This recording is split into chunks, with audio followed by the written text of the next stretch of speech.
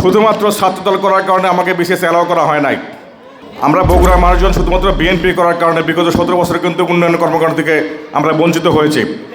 শুধু তাই নয়, আমি শুধুমাত্র ছাত্রদল করার কারণে 2বার বিশেষে ভাইবা দিয়েছি। শুধুমাত্র ছাত্রদল করার কারণে আমাকে বিশেষ অ্যালাউ করা হয় নাই। আমার মতো এই বগুড়ার এই খামারকান্দি ইউনিয়নের পারফুনের গ্রামের অনেক ছাত্র রয়েছেন, অনেক যুবক রয়েছেন যাদের বুকে একটাই কান্না যে বিএনপি করার কারণে তারা চাকরি পায় নাই, বিএনপি করার কারণে তারা ব্যবসা করতে পারে নাই। ইনশাল্লাহ বিএনপি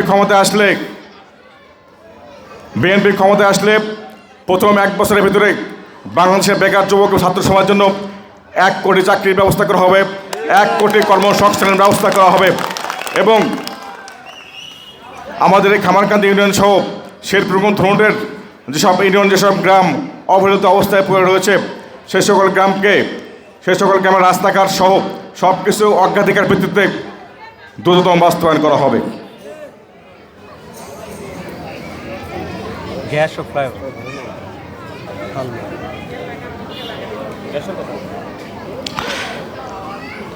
এখানে গ্যাস এবং শেরপুরে গ্যাস এবং ফ্লাইওভারের কথা এসছে।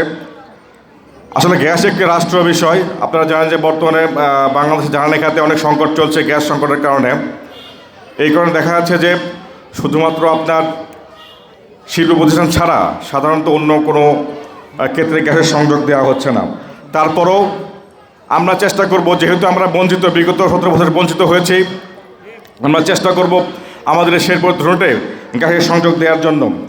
এবং শেরপুরে যে রাস্তা উন্নয়ন করা হয়েছে সেই উন্নয়ন কাজের কারণে যে রোড ডিভাইডার নির্মাণ করা হয়েছে, এই রোড ডিভাইডারের কারণে আমাদের অনেক সমস্যা হচ্ছে।